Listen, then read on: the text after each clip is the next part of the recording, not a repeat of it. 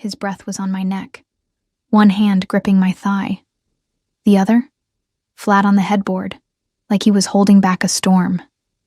"Tell me to stop," he growled. I didn't, because I didn't want him to. If that made your pulse skip, you already know what to do. Hit like, hit subscribe, and stay close. Things only get hotter from here. I used to believe I'd wear the dress on the happiest day of my life. Not like this. Not zipped into silk, I stitched myself. Standing in a cold penthouse, hallway that echoed like a cathedral, except there were no hymns, no God.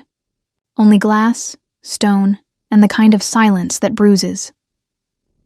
My name is Ellie Hart. I'm 22 years old, a seamstress from a town where people wave at stop signs.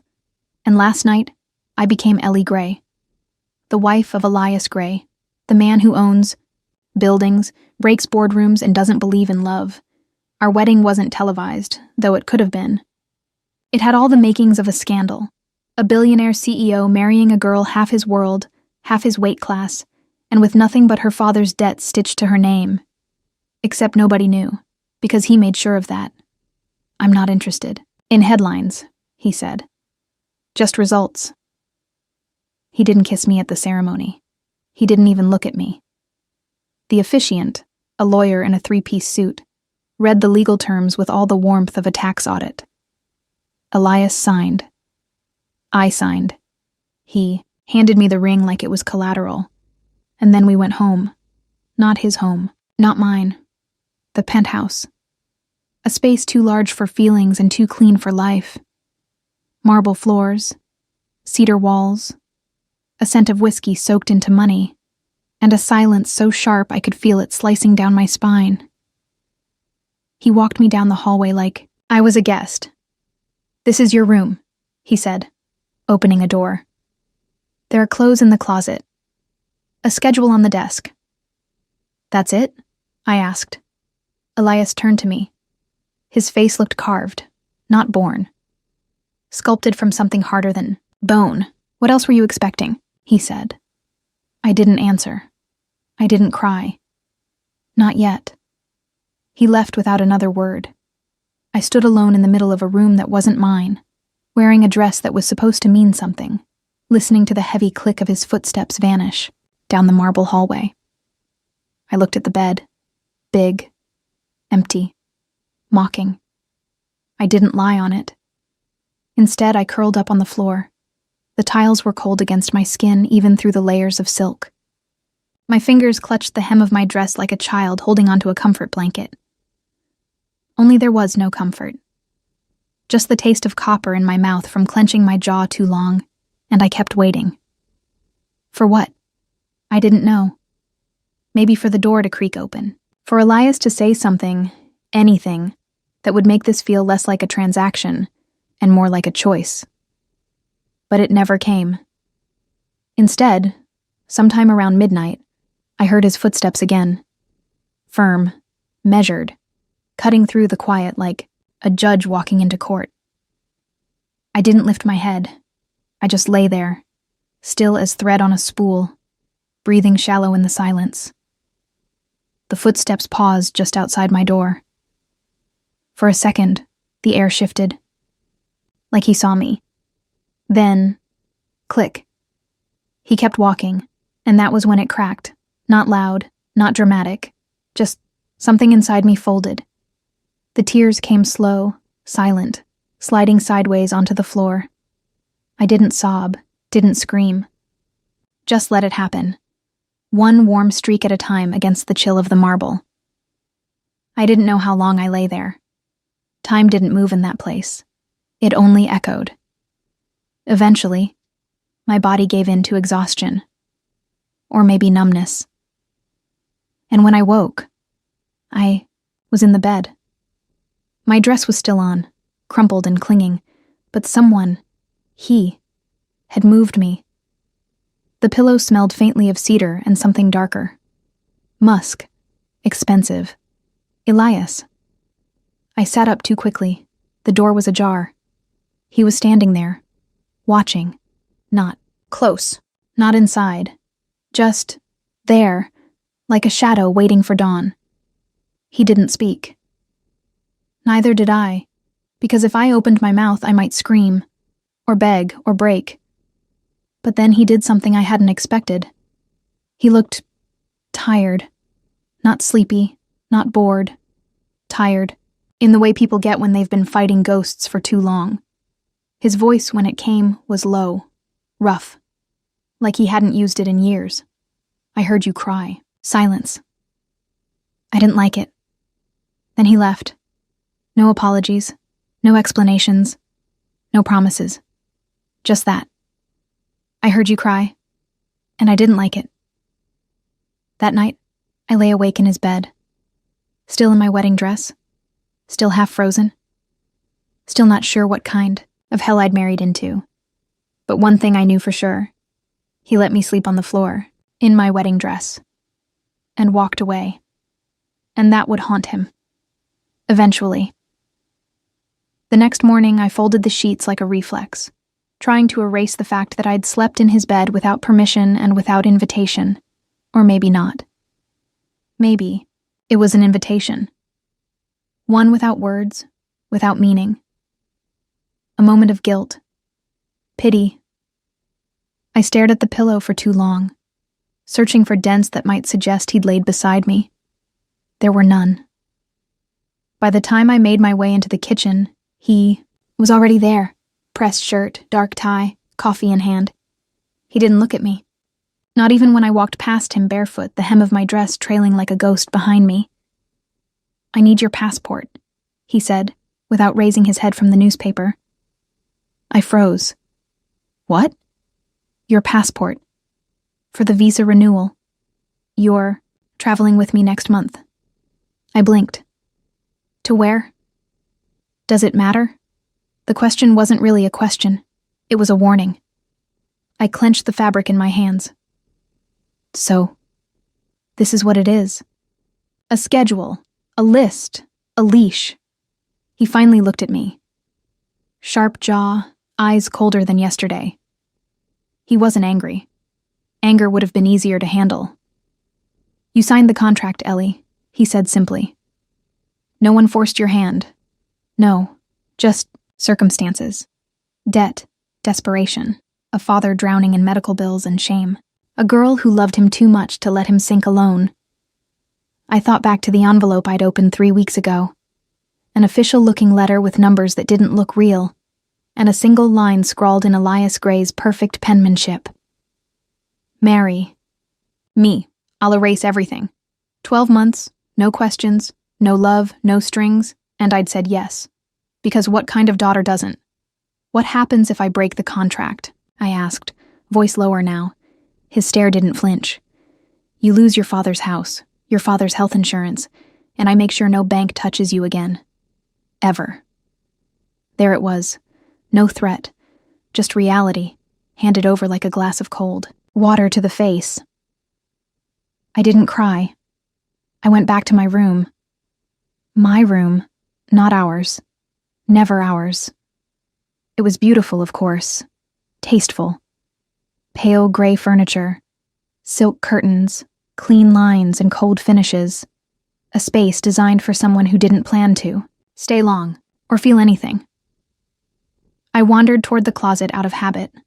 It opened with a soft hiss, revealing racks of designer clothes. Not mine. Nothing was mine. They still smelled like department store cologne. I reached for a soft blue blouse. When I pulled it off the hanger, an envelope fluttered to the floor. Not another contract. Schedule. Weekdays. Breakfast with Elias. 7 a.m. Mandatory. PR coaching. Tues, Thurs. Gray Industries. Gala. Attendance required. Public appearances. Minimal. Controlled. Pre-approved only. No unauthorized interviews. No personal. Posts. And at the bottom, scrawled like a postscript, "Ellie Hart Gray is to remain presentable and discreet at all times." My name, my fake new name, printed like a product label. I wanted to tear the paper in half. Instead, I folded it carefully and tucked it under the mirror, because I already knew how this worked. I'd sewn gowns for women like me, dressed up like wives, standing behind men who didn't love them, smiling in heels that pinched. I just never thought I'd be one. That afternoon, I wandered through the penthouse like a ghost in velvet. I didn't know what I was looking for. Maybe something human, something warm, something he'd left behind by accident. What I found was a locked door at the end of the hallway, solid oak, no label, just a brass knob.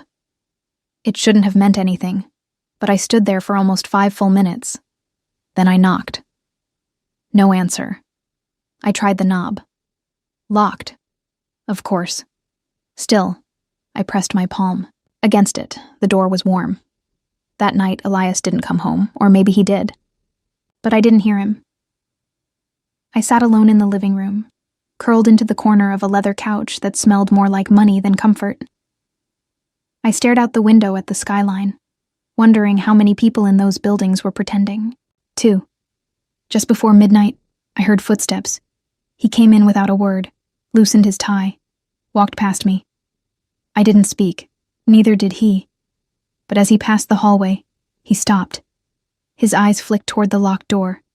He didn't turn the knob, just stood there for a second too long, then vanished. I wanted to ask, "What's behind it?" Instead, I whispered into the empty space, "What happened to you?" The city didn't answer, but I swear the door almost did. The door stayed locked. 3 days passed. 4. I memorized the rhythm of Elias Gray's life like a metronome. Up by 6. Coffee black, no sugar, gym, shower. 3 hours of silence, meetings, more silence. Return after dark. No words unless necessary. I started calling it the museum schedule, because that's what the penthouse felt like, a museum where the exhibits never changed, and the only rule was, do not touch. I played my part. I smiled in public, wore the clothes that matched his press releases, and sat beside him at dinners where no one dared ask how we met. They already knew, or thought they did. Some whispered gold digger. Others said tragic charity, case. No one said wife. That word didn't belong to me. Not yet. Maybe not ever. It was during one of those hushed charity galas. A rooftop event with champagne that burned and laughter that never reached the eyes, that I saw something fracture. Elias was standing near the edge, drink in hand, face unreadable. A woman in red, someone important, someone polished, leaned in and said something close to his ear. I watched his fingers tighten around the glass. The woman stepped back, eyes wide, then vanished. Elias didn't move, didn't speak. Just stared out over the city like it had betrayed him. When I approached, he said nothing. "What did she say to you?" I asked softly. His jaw twitched. "She mentioned a name that doesn't belong in the room," he replied. I waited. "She," said Ariel, would have hated this. The name hung in the air between us like fog. "Was she—" I stopped. "Your ex?" He looked at me then. "No," he said. "She was the last person I ever believed in." That was the only answer he gave me. But it was enough. That night, I found myself drawn back to the locked door. I didn't knock this time. I just sat outside it, knees tucked under my chin, listening to the quiet on the other side. Sometimes silence is louder than screams. I thought about the way he said her name. Not bitter. Not broken. Just unfinished. The next morning, I woke up to find something strange at my door. A box. Inside, a single sheet of paper and a key. The note read, "For your curiosity. One time. Don't ask afterward." My hand shook as I slid the key into the door at the end of the hall. It clicked open with the softness of permission. The room was dim. The curtains were drawn. But I didn't need light to understand what it was. A shrine. Not of religion. Of memory. There was a small writing desk in the corner, a perfume bottle half full, a ballet slipper hanging from a hook on the wall, On the vanity, her photo. She was beautiful. Dark curls, quiet smile. Not unlike me in the jawline, which unsettled me more than I wanted to admit. Next to the frame was a necklace. I knew that necklace. I'd seen it in Elias's study drawer once, when I was looking for a charger. He kept it. Still, I didn't cry. I didn't speak. I just walked through the room like a thief in someone else's grief. And then I saw the envelope on the desk. My name on the front. Ellie. Inside, another sheet of paper. This one in a different handwriting, smaller, gentler. She was real. So was what you're starting to feel. That doesn't make you her, or less than her. You're not a replacement. You're a reminder that I can feel again. I hate it, and I need it. There was no signature, just the scent of cedar clinging to the paper. I left the room quietly and locked the door behind me. That evening, Elias came home earlier than usual. I was in the kitchen, trying to bake something. It didn't matter what. I just needed the smell of sugar and cinnamon to drown out the weight in my chest. He stepped in, loosened his tie, and leaned against the counter. "You went in," he said. I didn't pretend not to know what he meant. "Yes." "And?" "I saw a woman you loved." He looked away. "She died in a car crash," he said. 7 years ago. We were supposed to meet for dinner. I was late. She drove fast when she was angry. I swallowed hard. "You still blame yourself." His laugh was quiet and razor sharp. "Of course I do." There was silence again. That old, familiar one. But this time, I didn't let it win. "You said I'm a reminder," I said. "What does that mean?" Elias looked at me like he was deciding whether I was worth ruining everything for. Then he stepped closer. Not too close. Just enough. "It means I forgot how it felt to care," he said, "until I saw you crying on the floor." I blinked. He added, "And I didn't like it." It wasn't a confession. Not yet. But it wasn't indifference either. It was a crack in the ice, and cracks, I've learned, only go one way. Deeper. There's a certain kind of loneliness that doesn't shout. It just sits with you, quiet, heavy, and patient. That's the kind I lived with now.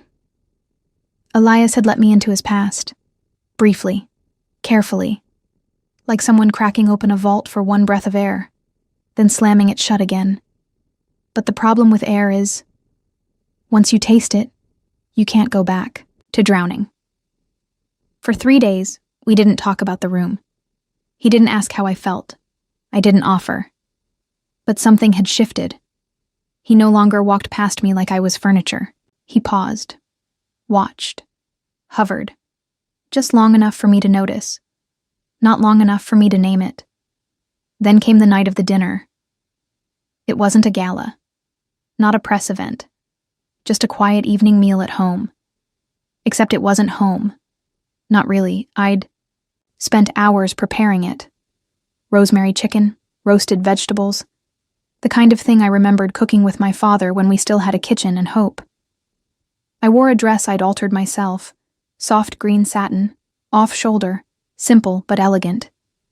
Wanted him to see me, not as a contract, not as a ghost, as a woman, in the light. But the chair across from mine stayed empty. I waited 30 minutes. An hour. At 9 p.m., I gave up and carried the plates back to the kitchen. I didn't cry.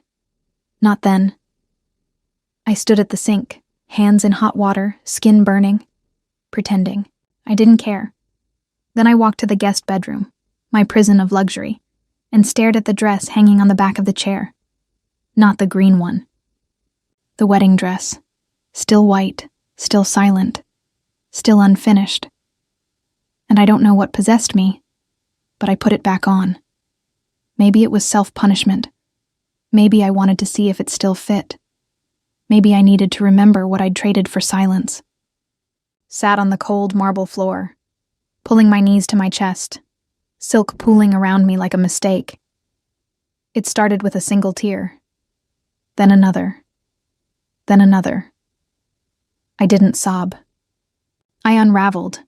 Quietly. Gently. Like thread slipping through a needle. Because I wasn't mourning Elias. I was mourning me. The version of Ellie who still believed a dress could change her life. The girl who thought sacrifice meant reward. The woman who wanted to be seen, and had instead been walked past like she didn't exist. I didn't hear the footsteps, but I felt them. The shift in the air, the static, the weight of his presence standing just outside the open door. I didn't lift my head, but I knew it was him. Silence. Then, "Why are you wearing that?" His voice wasn't cold. It was something worse. Unsteady. I swallowed. Because I needed to remember what I lost. He stepped inside. "I thought you didn't cry," he said. I looked up, blinking through tears. "I didn't think you noticed." Elias stared at me. Something flickered in his eyes. Pain, maybe. Guilt. Something human.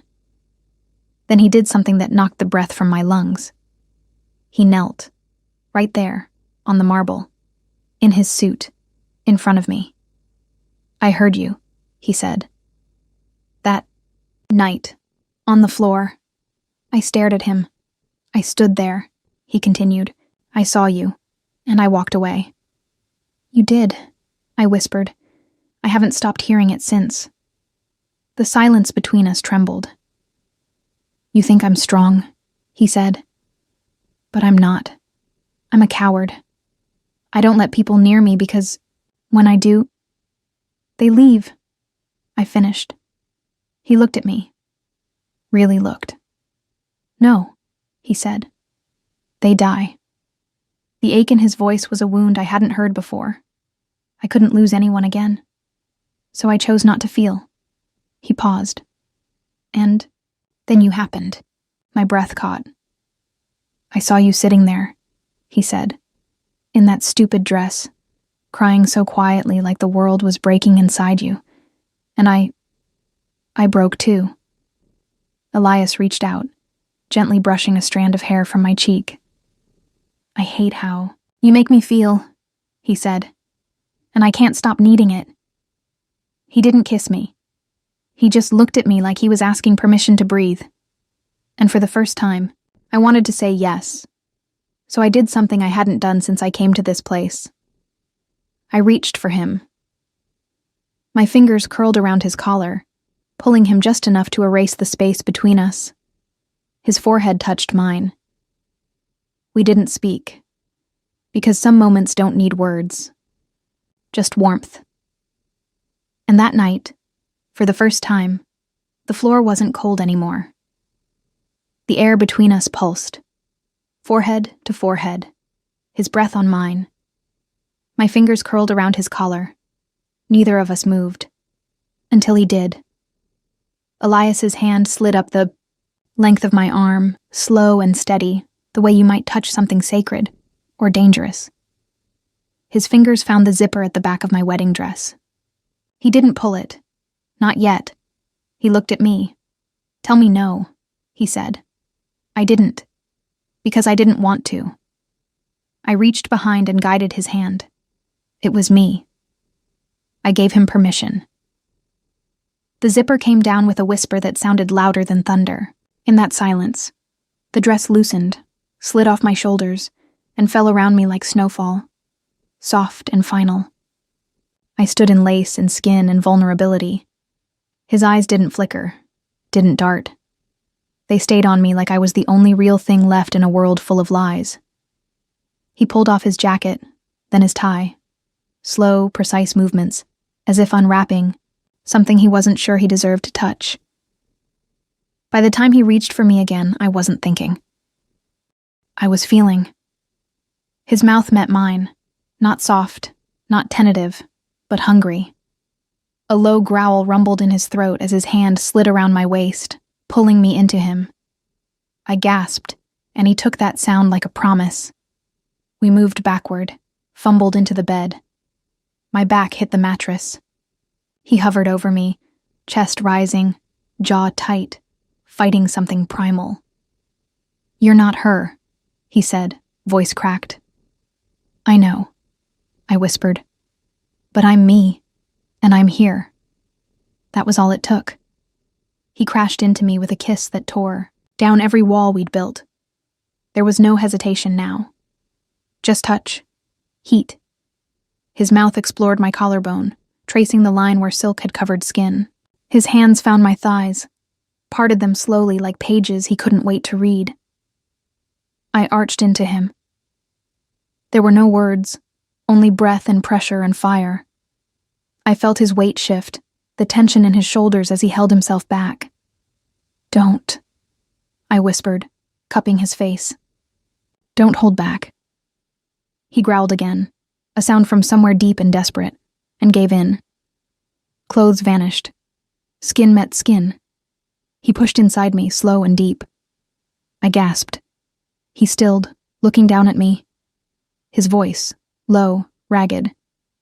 "Are you—" "Yes," I whispered. "It's okay. I want this. I want you." He moved, slow at first, then faster. We found a rhythm, a storm, a center. His name slipped from my lips again and again, until it wasn't a name. It was a prayer. His hands were everywhere, my hips, my ribs, my wrists pinned gently to the mattress as if he wanted to claim every part of me. When it ended, we collapsed together, chest to chest, breathless. He didn't roll away. He stayed.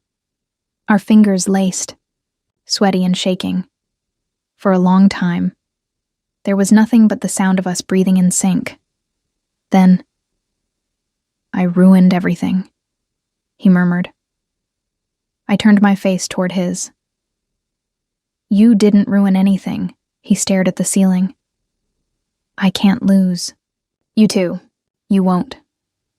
"You say that now. But the more I give you, the more I have to lose." I pressed my palm to his cheek. "Then lose it. Risk it. Feel it." He looked at me. Really looked. His voice broke. "I haven't felt alive in 7 years." I kissed him again. This time soft. This time slow. "You are now," I said. And this time, when we fell asleep tangled in each other, the cold didn't touch us. The morning light found us tangled in white sheets, and something deeper. Something raw and quiet and still unnamed.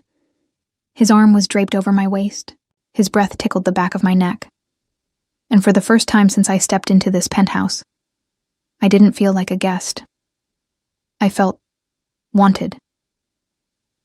But the thing about fire is, it never leaves things as it found them. When I stirred, Elias didn't wake. So I slipped out of bed, wrapped myself in his discarded shirt, and walked to the kitchen barefoot, as if testing the weight of a new reality. There, on the marble counter, was an envelope. My name on the front. Inside, a letterhead stamped gray, Industries, and an invitation. We'd be honored to have Ellie Hart Gray as a featured creative consultant in our spring runway capsule. Let's talk legacy. J. Lawrence, Director of Design. I stared at it, not because I didn't believe it, but because I didn't know if it was real, or another illusion built to keep me silent, satisfied, manageable. When Elias walked in an hour later, freshly showered, and annoyingly perfect, I held up the letter. His eyes flicked over it once, then back to me. "I had them reach out," he said. "Why?" "You've earned it." I tilted my head. "Because we slept together?" He flinched. "No," he said. "Because you're talented, and because I want you to build something here that's yours." I folded the letter carefully. "And what if I say no?" His jaw locked, just slightly. "Then you'll do something else. Whatever you want." That wasn't the Elias I met 3 weeks ago. That man didn't offer choices. He issued ultimatums, so I pushed further. What if I left? I asked. He stiffened. Would you let me? His voice dropped almost a whisper. I wouldn't stop you, he said, but I'd follow you. I swallowed. There it was. The admission. The fear. He wasn't trying to control me anymore. He was afraid of losing me, and that changed everything. I stepped closer. What exactly are we now? He didn't answer immediately. Then, he surprised me again. He dropped to one knee, no ring, no flash. Just one hand resting on my thigh. His eyes looking up at me like I was air, and he'd forgotten how to breathe without me. I don't know how to do this right, he said. But I know what I want. And what's that? You. On your terms, he stood. I want to take the contract, burn it, and ask you to stay. Not as part of a deal, not as repayment, but because this house is quiet without your laughter. And because you woke me up. He reached into his pocket, pulled out the old necklace I'd seen before. The one from Ariel's room. He placed it in my hand. She wore it every day, he said. And the day she died, she left it at my place. Said it didn't feel right anymore. I blinked. Why are you giving it to me? Because you're not her, he said. And this doesn't belong in the past. It belongs on someone who's alive. I didn't speak. I couldn't. He stepped back, watching me, waiting. I'll think about the job, I finally said. And me? I already am, I whispered. Later that night, he didn't touch me. Not out of distance, but respect. He held me, traced his fingers along my arm, kissed my temple, and said so quietly I almost missed it. You scare me more than anyone ever has. I smiled against his skin. Good, I whispered. That means you're real. It started with a knock on the door. Not the sharp kind, not urgent. Just polite, precise. Like the person on the other side knew they belonged here once, and wasn't sure if they still did. I opened it. She was beautiful. Older than me by maybe 10 years, sleek black coat, red lipstick, posture like a blade. Is Elias home? She asked. I froze. He's not. She smiled, not warmly. Tell him Marissa stopped by. I'll wait. She walked past me before I could stop her, heels clicking confidently against the marble. You can't just... I started. But she'd already found her way to the study, the room he never let anyone enter. Except me. She sat on the couch like she'd been there 1,000 times. I followed her in, heart pounding. Who are you? I asked. Her eyes flicked over me. I'm Ariel's sister. My stomach twisted. She leaned forward, resting her elbows on her knees. You look like her, you know, that jawline, the quiet. She paused. But she was warmer. Elias needs warm. I swallowed. Why are you here? Because I saw your name on the Gray Industries guest list, and because no one told me he'd replaced my sister with a lookalike he married on paper. Her words hit harder than they should have, because part of me had wondered the same thing. I straightened. I'm not a replacement. No, she said softly. You're a reminder. She rose to her feet, brushing imaginary dust off her sleeve. And you know what reminders do to men like Elias? They break them again. She handed me a small photo. It was Ariel, standing next to Elias, laughing, leaning into him like they shared gravity. Marissa's voice dropped. He never looked at anyone like that, not even in the press photos with you. And then she left. Just like that. No shouting. No storm.